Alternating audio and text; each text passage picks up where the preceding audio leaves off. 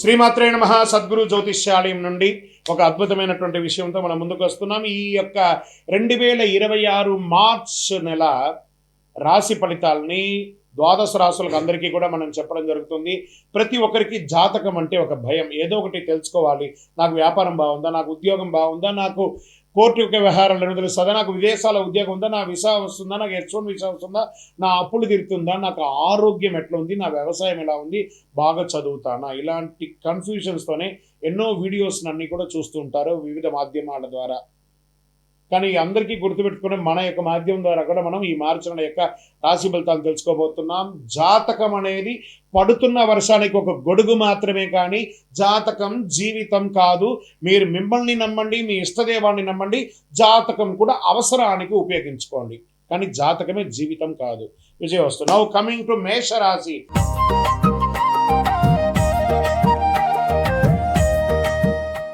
కర్కాటక రాశి మిత్రులారా, మార్చ్ 2026 రాశి ఫలితాలు మీకు శుభాశుభ ఫలితాలు ఎలా ఉన్నాయంటే, మార్చ్ 26 గ్రహస్థితులు ఎలా ఉన్నాయని చూద్దాం.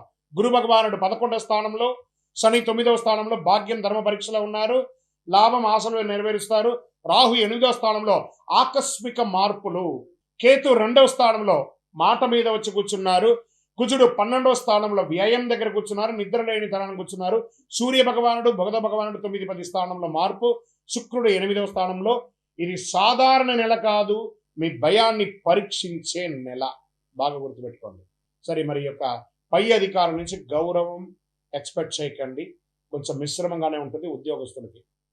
విదేశాలకి ట్రైనింగ్స్కి వెళ్ళవచ్చు, ఆన్సైట్ ద్వారా ఉద్యోగానికి వెళ్ళే అవకాశాలు బాగా ఉన్నాయి. ఒక్కొక్కరికి నా ఉద్యోగం ఈ నెల ఉంటుందా ఉండదా అని ఒక అవబృతమైనటువంటి దీంట్లో ఉన్నారు. భయపడకండి, ఏమి కాదు. కర్కాటక రాశి మిత్రులు చాలా బాగుంటారు. శని 9వ స్థానంలో ప్రమోషన్స్ ఉన్నాయి, కానీ ఆలస్యంగా ఉన్నాయి. మార్చి 18 తర్వాత మంచి అవకాశాలు ఉన్నాయి. రాహు 8వ స్థానంలో ఆకస్మిక మార్పులు చేస్తున్నారు. జాబ్ మార్పులు తథ్యం. ప్రైవేట్ రంగం వారికి పేషెన్స్, కాన్సన్ట్రేన్సీ ఉండాలి కంపల్సరీగా. భావోద్వేగమైనటువంటి నిర్ణయాలు పై అధికారులు చెప్పకండి, ఇమ్మీడియట్గా రాజీనామా ఇవ్వడము, రిజైన్ లెటర్ అంతా ఇవ్వడం అన్నీ చేయకండి. వాళ్ళకేం నష్టం లేదు, మీకే నష్టం. వచ్చే నెల జీతం రాదు. కాబట్టి ఉద్యోగస్తులు పేషెన్స్గా ఉండాల్సిందే, ఈ నెల ఉండవలసిందే. అది ఏ రంగం వారైనా కానీ ఉద్యోగం చేసేవారు కాస్త ఓపికగా ఉండాల్సిందే. మీ ఈ గో పక్కన పెట్టేసి అందులో ఉన్న ఈ తీసేసేయండి, జస్ట్ గో, బాగుంటారు ఉద్యోగంలో. ఇంకా వ్యాపారం చేసే వాళ్ళకి ఒక ఫస్ట్ 15 డేస్ చాలా స్లోగా ఉంటుంది. పండగ వాతావరణం స్టార్ట్ అయినాక వ్యాపారం పుంజుకుంటుంది, తర్వాత లాభాలు ఉంటుంది. భాగస్వామి వ్యాపారం కూడా చాలా కలిసి వస్తుంది. యంత్రాలు ఎప్పటికప్పుడు చెక్ చేస్తూ ఉండండి. ఇండస్ట్రీస్ వాళ్ళు కార్మికులతో కొంచెం ప్రేమాభిమానాలతో ఉండండి, వాళ్ళు మీకోసం కష్టపడుతున్నారు. రియల్ ఎస్టేట్ వారికి కాస్త మిశ్రమంగా ఉందని చెప్పచ్చు. డాక్యుమెంటేషన్ వెరిఫికేషన్లో చాలా జాగ్రత్త పడండి.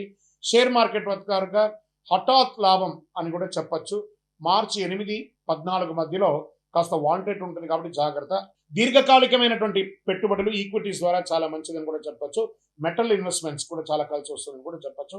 ఆర్థిక స్థితి ఎలా ఉంటుందంటే, 11వ స్థానంలో డబ్బు వస్తూ ఉంటుంది గురు భగవానుడు ఉండడం వల్ల. కుజుడు 12వ స్థానంలో ఉండడం వల్ల ఖర్చు కూడా పెరుగుతుంది. అప్పు తీసుకుంటే తిరిగి చెల్లిస్తాను అని ఒక ఒట్టు పెట్టుకుంటేనే అప్పు తీసుకోండి. మీ అవసరానికి అప్పు తీసుకొని అవతల వాళ్ళని ఇబ్బంది పెట్టకండి. అనవసరమైన ఖర్చులు తగ్గించండి. విలాసమైనటువంటి వస్తువుల అవసరమా అని చూసుకోండి. ఇప్పుడున్నటువంటి ఆర్థిక మాంద్యంలో విలాసమైనటువంటి వస్తువులు కొనడం తగ్గించండి, అదే మీకు ఒక రకమైనటువంటి లాభం. కుటుంబ సభ్యులు భార్యాభర్తల మధ్య కేతు 2వ స్థానంలో ఉండడం మాటల వల్ల పట్టింపులు వస్తాయి, కాస్త జాగ్రత్త. మార్చి మధ్య తర్వాత కొంచెం బాగా పెరిగే అవకాశాలు ఉన్నాయి, మంచి ప్రేమ పెరిగే అవకాశాలు ఉన్నాయి. ప్రేమికుల మధ్య ఒకరి పట్ల ఒకరికి నమ్మకాన్ని పెంచుకోండి. కొత్త ప్రేమికులకి జాగ్రత్త. మీ ఇంటి పెద్దవాళ్ళను ఒప్పించి వివాహం చేసుకునే ప్రయత్నం చేయండి. మీరు తొందరపడే నిర్ణయాలు తీసుకొని రెండు కుటుంబాలని ఇబ్బంది పెట్టకండి, బాధ పెట్టకండి. ఇంకా తల్లి పట్ల ఆరోగ్యం జాగ్రత్త. ఇంట్లో ఆధ్యాత్మిక కార్యక్రమాలు, గృహప్రవేశాది, పూజాది కార్యక్రమాలు చేసే అవకాశాలు ఉన్నాయి. సోదర సోదరుల మధ్య అందరూ కలిసికట్టుగా విహారయాత్రకు వెళ్ళడం లేదా సహబంతి భోజనం చేయడం, ప్రేమగా నడవడం అనేది జరుగుతుంది. ఇంకా వ్యవసాయదారులకి వర్ష ఆలస్యమైన వంట ధర బాగా, మీరు చేసినటువంటి పంట యొక్క ధర బాగా ఒక మోస్తారు వస్తుంది. పశుపక్ష్యాదులు, పాల ఉత్పత్తులు అంతా కూడా చాలా కలిసి వస్తుంది. ఆర్గానిక్ ఐటమ్స్ కూడా చాలా కలిసి వస్తుంది. ఆకుకూరలు, కూరగాయల యొక్క పంట చాలా బాగుంటుంది, ధాన్యం కంటే కూడా నేను చెప్పడం జరుగుతుంది. మళ్ళీ తర్వాత మీ యొక్క కోర్టు వ్యవహారంలో కేసు వాయిదా పడుతుంది. మార్చి 20 తర్వాత అనుకూలమైనటువంటి సూచనలు ఉన్నాయి. న్యాయవాదితో సమాలోచన చేయండి కూర్చొని, అన్ని చక్కబడుతుంది. ఇంకా విద్యార్థులకు తీసుకుంటే విదేశీయ చదువు కోసం ప్రయత్నం చేసే వాళ్ళకి ఇది ఒక మంచి సమయం.